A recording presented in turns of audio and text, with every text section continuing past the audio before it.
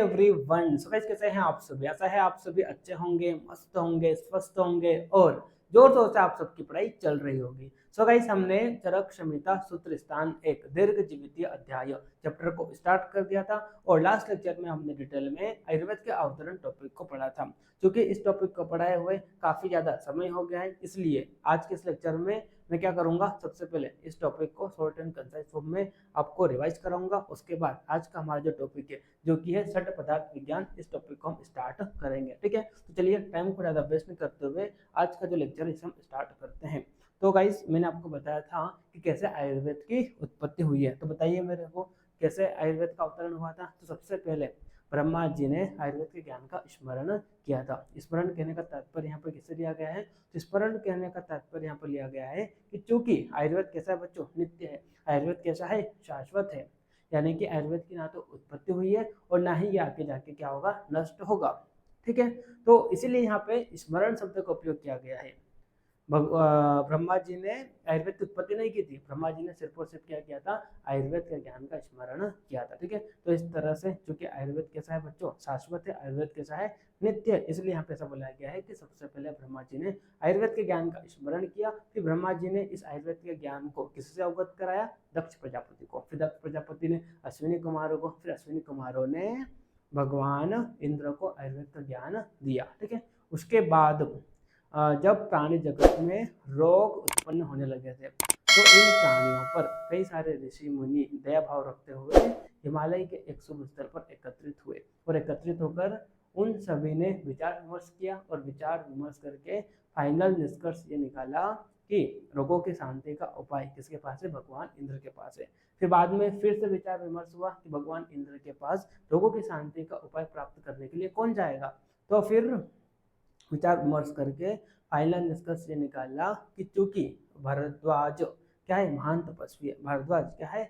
बुद्धिमान है। इसीलिए भारद्वाज की नियुक्ति हुई और भारद्वाज फिर भगवान इंद्र के पास रोगों की शांति का उपाय प्राप्त करने के लिए गए। ठीक है, भगवान इंद्र ने भी भारद्वाज को बुद्धिमान समझ के आयुर्वेद का पूरा पूरा ज्ञान 3 सूत्रों के रूप में दे दिया, है ना। भगवान इंद्र ने भारद्वाज को बुद्धिमान समझ के एकदम शॉर्ट एंड कंसाइज फॉर्म में पूरा का पूरा आयुर्वेद ज्ञान 3 सूत्रों के रूप में दे दिया, है ना। जिसे हम क्या कहते हैं? हेतु, लिंग और औषध। पहला सूत्र क्या है? हेतु। दूसरा क्या है? लिंग। ठीक है, और तीसरा है औषध। ठीक है, तो इस तरह से भगवान इंद्र ने भारद्वाज को पूरा पूरा आयुर्वेद का ज्ञान इन 3 सूत्रों के रूप में दिया। हेतु का मतलब क्या होता है? कारण। लिंग का मतलब क्या होता है? लक्षण। और औषध का मतलब तो आप सभी जानते ही हैं। और ये जो त्रिसूत्र है, हेतु, लिंग और औषध, ये रोग की दृष्टि से भी और स्वास्थ्य की दृष्टि से भी क्या है बच्चों? उपयोगी है। अगर हम रोग की दृष्टि से बात करें तो रोग के कारण क्या है, रोग के लक्षण क्या है और रोग को शांत करने के लिए उपाय यानी कि औषधियाँ क्या है। अगर हम स्वास्थ्य की दृष्टि से बात करें तो स्वास्थ्य के कारण क्या है? स्वस्थ रहने के भी कारण होते हैं। ठीक है, तो उसके कारण क्या है? स्वास्थ्य के क्या लक्षण है और स्वस्थ रहने के लिए हमें कैसे अन्न पान का सेवन करना है। तो इस तरह से दोनों बातों को शॉर्ट रूप में इंद्र ने भारद्वाज को पूरा पूरा आयुर्वेद का ज्ञान दिया और वो शॉर्ट कंसाइज फॉर्म क्या है? त्रिसूत्र आयुर्वेद, जिसमें हेतु, लिंग और औषध लिया गया है। ठीक है, तो इस तरह से भगवान इंद्र से भारद्वाज ने रोगों की शांति का उपाय लिया। किस रूप में? त्रिसूत्र आयुर्वेद के रूप में। ठीक है, फिर जब भारद्वाज वापस ऋषि मुनियों के पास आए तो जिस प्रकार से भारद्वाज ने भगवान इंद्र से आयुर्वेद का ज्ञान प्राप्त किया था, ठीक ठीक उसी प्रकार से यथावत उसी प्रकार से भारद्वाज ने ऋषि मुनियों को आयुर्वेद का ज्ञान सुनाया और इस तरह से फिर ऋषि मुनियों ने भी भारद्वाज से आयुर्वेद का ज्ञान प्राप्त किया। ठीक है, तो इस तरह से ऋषि मुनि जितने भी वहाँ थे उन्होंने भारद्वाज से आयुर्वेद का ज्ञान प्राप्त किया, साथ में उनका भी अपना कुछ ज्ञान था, तो सबको मिलाकर इन ऋषि मुनियों ने आगे जाके आयुर्वेद का विस्तार किया। ठीक है, और सबसे पहले जितने भी ऋषि मुनि थे आयुर्वेद का ज्ञान प्राप्त करके अपने ज्ञान चक्षु से, अपनी दिव्य दृष्टि से किनको देखा, षट पदार्थों को देखा। तो देखिए यहाँ पे क्या बोला गया है, महर्षस्ते दद्यशु यथावत ज्ञान चक्षुषा, यानी कि वहां पर जितने भी महर्षि थे तो उन महर्षियों ने भारद्वाज से यथावत आयुर्वेद का ज्ञान प्राप्त किया, है ना। यानी कि जिस प्रकार से भारद्वाज ने भगवान इंद्र से आयुर्वेद का ज्ञान प्राप्त किया था, ठीक ठीक उसी प्रकार से भारद्वाज ने भी ऋषि मुनियों को आयुर्वेद का ज्ञान सुना दिया, ठीक है। और फिर इन ऋषि मुनियों ने आयुर्वेद का ज्ञान सुनाने के बाद इनका अपना भी कुछ ज्ञान था, तो उनको मिलाकर आगे जाके आयुर्वेद का विस्तार किया। और सबसे पहले इन्होंने अपनी दिव्य दृष्टि से, अपने ज्ञान चक्षु से किसको देखा, षट पदार्थों को देखा। और इन षट पदार्थ में क्या क्या है, सबसे पहले है यहाँ पे सामान्य, दूसरा क्या है विशेष, तीसरा गुण, चौथा द्रव्य, पांचवा कर्म और छठा समवाय। तो इस तरह से ऋषि मुनियों ने अपने ज्ञान चक्षु से सबसे पहले इन 6 पदार्थों को देखा, सामान्य, विशेष, गुण, द्रव्य, कर्म और समवाय, ठीक है। और ये जो 6 पदार्थ है, इन्हीं 6 पदार्थों को वैशेषिक दर्शन में भी बताया गया है, यानी कि वैशेषिक दर्शन ने भी यही 6 पदार्थों को माना है। बस यहाँ पर फर्क कितना है, फर्क सिर्फ क्रम का है। आयुर्वेद में जो 6 पदार्थ बताए गए हैं तो उसका क्या क्रम है, सामान्य, विशेष, गुण, द्रव्य, कर्म और समवाय। अगर हम आयुर्वेद के अनुसार देखें, आयुर्वेद के अनुसार अगर देखें, है ना, अगर हम आयुर्वेद के अनुसार देखें बच्चों, तो आयुर्वेद के अनुसार क्या क्रम है इन 6 पदार्थों का। तो चूंकि आयुर्वेद क्या है बच्चों, एक चिकित्सा शास्त्र है ना, और चिकित्सा में सबसे ज्यादा सामान्य और विशेष का उपयोग किया जाता है, इसलिए यहाँ पे सामान्य और विशेष को सबसे आगे रखा, ठीक है। तो सबसे पहले किसको रखा, सामान्य, देन विशेष, है ना, देन गुण, देन द्रव्य, ठीक है, उसके बाद कर्म और उसके बाद समवाय। और यही 6 पदार्थों को वैशेषिक दर्शन ने भी बताया है। लेकिन क्रम वैशेषिक दर्शन ने क्या रखा, तो वैशेषिक दर्शन ने सबसे पहले द्रव्य को रखा, फिर गुण को, फिर कर्म, फिर सामान्य, देन विशेष, देन समवाय, ठीक है। तो वही सेम 6 पदार्थ जो आयुर्वेद ने माने हैं, तो वही सेम 6 पदार्थों की चर्चा आपको वैशेषिक दर्शन में भी देखने को मिलेगी। बस आयुर्वेद और वैशेषिक दर्शन के जो 6 पदार्थ है उनमें फर्क किसका है, सिर्फ और सिर्फ क्रम का है। क्योंकि आयुर्वेद में सामान्य और विशेष का सबसे ज्यादा उपयोग किया जाता है, इसीलिए आयुर्वेद में सामान्य और विशेष को क्या माना बच्चों, प्रधान माना, ठीक है। और भाई अगर हम वैशेषिक दर्शन की बात करते हैं तो वैशेषिक दर्शन में द्रव्य, गुण और कर्म इन तीनों को प्रधान माना, बाकी सबको क्या माना बच्चों, गौण माना। और इन तीनों में भी सबसे आगे किसको रखा, द्रव्य को रखा। द्रव्य को क्यों रखा, क्योंकि गुण और कर्म द्रव्य में आश्रित रहते हैं, इसलिए सबसे पहले द्रव्य, उसके बाद गुण, उसके बाद कर्म, उसके बाद सामान्य, विशेष और समवाय, ठीक है। तो इस तरह से ऋषि मुनियों ने सबसे पहले इन 6 पदार्थों को क्या किया, अपने दिव्य दृष्टि से देखा, ठीक है। तब देखिए यहाँ पे हिंदी में, देखिए हिंदी में क्या लिखा गया है, तो ज्ञान चक्षु से यानी कि दिव्य दृष्टि से ऋषियों ने सामान्य, विशेष, गुण, द्रव्य, कर्म, समवाय का यथावत पूर्ण रूप से दर्शन किया। इनको यथावत जानकर आयुर्वेद विधि से हितकर पदार्थों का सेवन और अहितकर पदार्थों का त्याग कर परम सुख, आरोग्य और दीर्घ जीवन प्राप्त किया, ठीक है। तो इन 6 पदार्थों से हमारे लिए कौन से आहार हित करे, कौन से अहित करे, इसको समझकर परम सुख, आरोग्य और दीर्घ जीवन प्राप्त किया, ठीक है। आगे जाके इन्होंने इन 6 पदार्थों को विस्तार करके बताया, है ना। लेकिन बीच में इन्होंने यहाँ पे फिर और आयुर्वेद के अवतरण वाला जो चीज था उसको फिर से यहाँ पे ले आए, है ना। जैसे कि यहाँ पे देखिए सबसे पहले इन्होंने बताया कि देखो आयुर्वेद का ज्ञान तो ऋषि मुनियों तक आ गया, है ना। फिर उसके बाद ये जो आयुर्वेद के ग्रंथ है इनका निर्माण कैसे हुआ, तो उसके बारे में यहाँ पे बताया गया है। यहाँ पे क्या बोला, देखिए क्या बोला यहाँ पे, इसके बाद मैत्री भाव से युक्त ऋषि पुनर्वसु आत्रेय, ठीक है। तो भारद्वाज जब सब ऋषि मुनियों को क्या कर रहे थे, आयुर्वेद का ज्ञान दे रहे थे, तो उनमें से एक ऋषि मुनि कौन थे? आत्रेय भी थे। ठीक है, तो ये आत्रेय सभी मनुष्यों के प्रति मैत्री भाव रखते हुए, सभी मनुष्यों के प्रति करुणा रखते हुए, दया भाव रखते हुए ये जो पवित्र आयुर्वेद का ज्ञान है वो अपने 6 शिष्यों को दिया। ठीक है, और 6 शिष्य कौन कौन से थे? 6 शिष्य कौन कौन से थे? तो सबसे पहले अग्निवेश, देन बेल, उसके बाद जत्तुगण, पराशर, हरित और क्षारपाणी। ठीक है, तो इस तरह से भगवान इंद्र से आयुर्वेद का ज्ञान किसके पास आया? भारद्वाज के पास। फिर भारद्वाज ने कई सारे ऋषि मुनियों को आयुर्वेद का ज्ञान दिया। ठीक है, उनमें से एक ऋषि मुनि कौन थे? आत्रेय। तो फिर आत्रेय ने मैत्री भाव रखते हुए, करुणा भाव रखते हुए आयुर्वेद का ये जो पवित्र ज्ञान है ये किसको दिया? सबसे पहले अपने 6 शिष्यों को दिया। ठीक है, तो इस तरह से फिर इन 6 शिष्यों ने क्या किया? आयुर्वेद के ग्रंथों का निर्माण किया।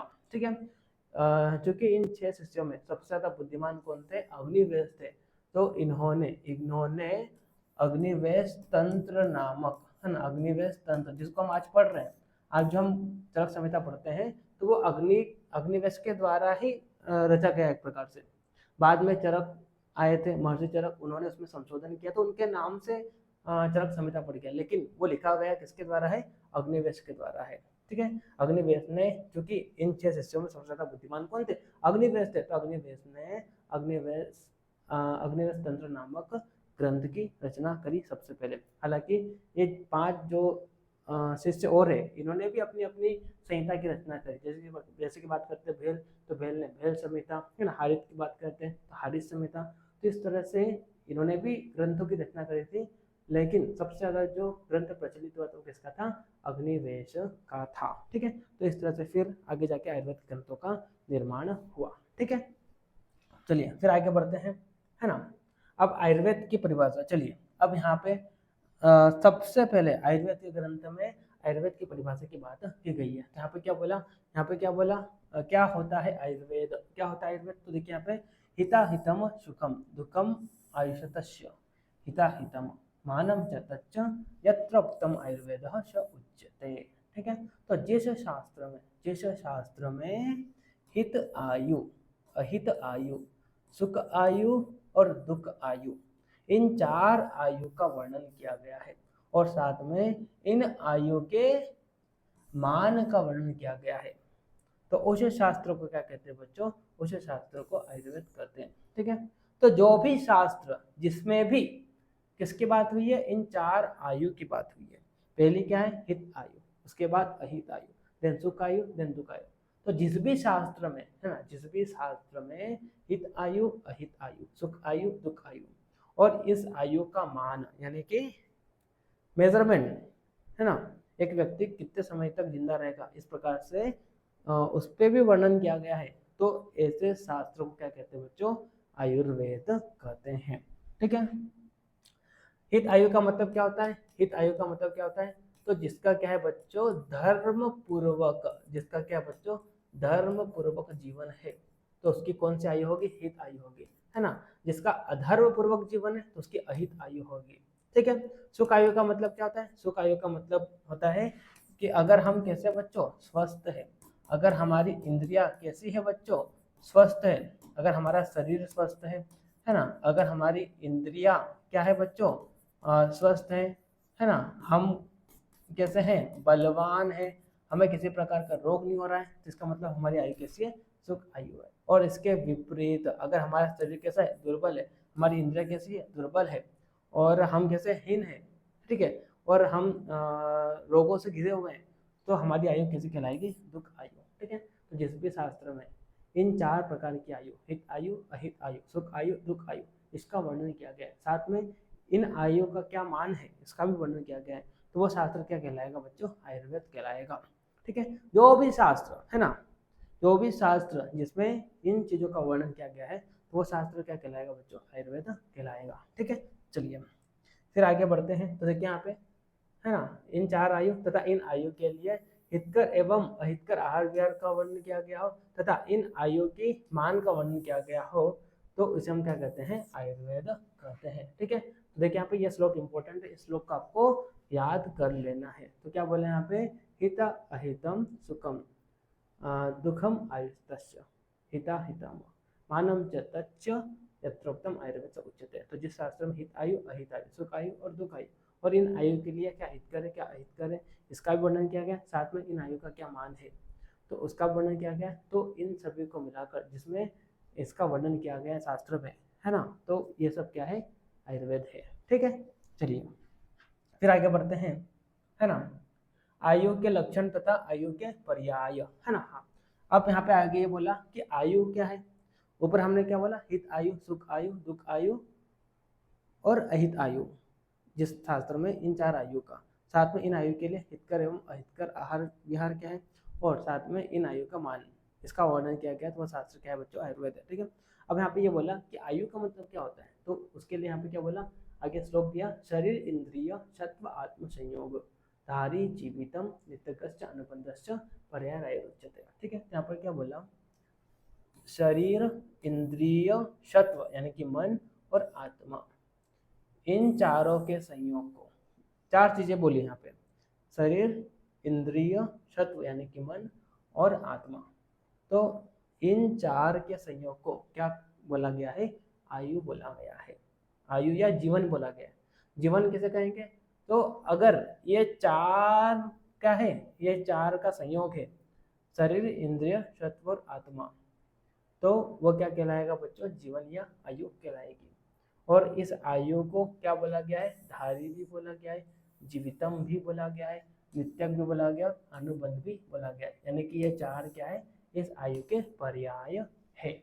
ठीक है, और इन चारों को मैंने डिटेल में आपको पदार्थ विज्ञान के पहले चैप्टर आयुर्वेद निरूपण में समझाया था कि ये क्या है। ठीक है, तो देखिए यहाँ पे शरीर इंद्रिय मन और आत्मा, इन चार के संयोग को क्या कहते हैं बच्चों, आयु कहते हैं। और धारी जीवित नित्यक और अनुबंध, ये चार क्या है, इस आयु के पर्याय है। यानी कि इस आयु को धारी जीवित नित्यक अनुबंध के नाम से भी जाना जाता है। ठीक है, चलिए अब समझते हैं सामान्य तथा विशेष क्या होता है। तो ऊपर जो षट पदार्थ बताए गए थे, तो इनको आगे यहाँ पे खोल के बता रहे हैं। ठीक है, तो देखिए यहाँ पे क्या होता है सामान्य और विशेष। तो यहाँ पे क्या बोला, सर्वदा सर्वभावानाम सामान्यम वृद्धि कारणम। ठीक है, तो यहाँ पे क्या बोला, सर्वदा, सर्वदा मतलब सभी कालों में, सभी कालों में, सर्वभावानाम सभी भावों की, है ना, सभी भावों की, सभी भाव का मतलब यहाँ पे किसे लिया गया है, द्रव्य गुण और कर्म से लिया गया। ठीक है, तो सभी कालों में सभी भावों की वृद्धि करने का जो कारण है उसे क्या कहते हैं बच्चों, सामान्य कहते हैं। ठीक है, क्या बोला, सभी कालों में सभी भाव यानी कि द्रव्य गुण कर्म, इन तीनों की वृद्धि करने का जो कारण है उसे क्या कहते हैं बच्चों, सामान्य कहते हैं। सामान्य, सामान्य का मतलब क्या होता है, समान, और ये इस समान से क्या होता है बच्चों, वृद्धि होती है। किस किस की, तो द्रव्य की भी, गुण की भी और कर्म की भी। इसको आप उदाहरण से समझने की कोशिश कीजिए। जैसे कि अगर हम द्रव्य सामान्य की बात करते हैं, है ना, द्रव्य सामान्य की बात करते हैं, तो इसका उदाहरण देखिए आप, इसका उदाहरण देखिए, इसका उदाहरण है मांस खाने से मांस की क्या होती है बच्चों, वृद्धि होती है। ठीक है, तो ये किसका उदाहरण है, ये द्रव्य सामान्य का, यानी कि समान से क्या होती है बच्चों, समान भावों की वृद्धि होती है। तो चूंकि यहाँ पे क्या है, द्रव्य है, मांस क्या एक प्रकार से द्रव्य है, तो अगर आप क्या करते हो, मांस का सेवन करते हो, जैसे कि मान लो आपने क्या किया, बकरे के मांस का सेवन किया, तो बकरे के मांस के सेवन करने से क्या होगा, आपके अंदर जो मांस है उसकी क्या होगी, वृद्धि होगी। ऐसा क्यों, क्योंकि बकरे के मांस में जो मांसत्व जाती है, तो वही सेम मांसत्व जाती है आपको आपके शरीर में भी देखने को मिलती है। ठीक है, तो समान से समान की क्या होती है, वृद्धि होती है, और यही क्या कहलाता है बच्चों, सामान्य कहलाता है। वही अगर हम दूसरे भाव गुण के उदाहरण की बात करते हैं, है ना, तो गुण सामान्य के उदाहरण की अगर हम बात करते हैं, तो इसका उदाहरण है कि दूध और घी के सेवन से, है ना, दूध और घी के सेवन से बच्चों क्या होता है, शुक्र की वृद्धि होती है, शुक्र की वृद्धि होती है। तो ऐसा क्यों बोला, क्योंकि दूध और घी के जो गुण होते हैं, तो वही समान गुण किसके होते हैं, शुक्र के भी होते हैं। तो अगर आप दूध और घी का क्या करोगे, सेवन करोगे, तो शुक्र की क्या हो जाएगी, वृद्धि हो जाएगी। क्यों? क्योंकि समान से क्या होता है, समान की वृद्धि होती है ना। जैसे कि दूध और घी में 3 गुण पाए जाते हैं। दूध कैसा होता है बच्चों, स्निग्ध होता है। दूध कैसा होता है, मधुर होता है। दूध कैसा होता है, शीत होता है। तो यही मधुर, स्निग्ध, शीत गुण आपको शुक्र में भी पाए जाते हैं। इसलिए दूध और घी का अधिक सेवन करने से क्या होगा, शुक्र की वृद्धि होगी। क्यों? क्योंकि समान से समान भाव की क्या होती है, वृद्धि होती है। भाई अगर हम कर्म की बात करें तो कर्म सामान्य का उदाहरण क्या है, कर्म सामान्य का उदाहरण है, जैसे कि आप सभी जानते हैं वात जो है वो कैसा है बच्चों, चंचल है, चंचल है। ठीक है, तो अगर आप क्या करोगे, अधिक दौड़ोगे तो अधिक दौड़ने से क्या होगा, अधिक दौड़ने से, एक क्या है, दौड़ना मतलब क्या है, कर्म है। तो अधिक दौड़ने से क्या होगा बच्चों, वात दोष की वृद्धि हो जाएगी। वही अगर हम कफ की बात करते हैं, है ना, तो कफ कैसा होता है बच्चों, कफ स्थिर होता है ना। कफ कैसा होता है बच्चों, स्थिर होता है। तो अगर आप अधिक बैठते हो, अधिक सोते हो, तो उससे क्या होगा, कफ की वृद्धि होगी। ठीक है, तो इस तरह से समान भावों से क्या होती है, समान की वृद्धि होती है। ठीक है, तो समान से समान की वृद्धि होती है ना। यानी कि जो क्या करते हैं, वृद्धि करने वाले होते हैं उसे क्या कहते हैं बच्चों, सामान्य कहते हैं। ठीक है, वही अगर हम इसके विपरीत देखें तो राश हेतु विशेषश्च, यानी कि विशेष जो होता है क्या होता है, राश का कारण होता है। यानी कि कम करने वाला जो होता है उसे क्या कहते हैं, विशेष कहते हैं, है ना। किसको कम करेगा, तो 3 भावों को, द्रव्य गुण और कर्म, है ना। तो जो द्रव्य गुण और कर्म इनका ह्रास का कारण होता है, इन भावों के ह्रास का कारण होता है, उसे क्या कहते हैं, विशेष कहते हैं। जैसे कि फॉर एग्जांपल अगर हम द्रव्य विशेष की बात करते हैं तो इसका उदाहरण क्या है, तो जो लोग स्थूल होते हैं, मोटे होते हैं, तो मोटे व्यक्ति अगर क्या करते हैं, बाजरे का सेवन करते हैं, तो इससे क्या होगा, वो व्यक्ति पतला होने लगेगा। ऐसा क्यों?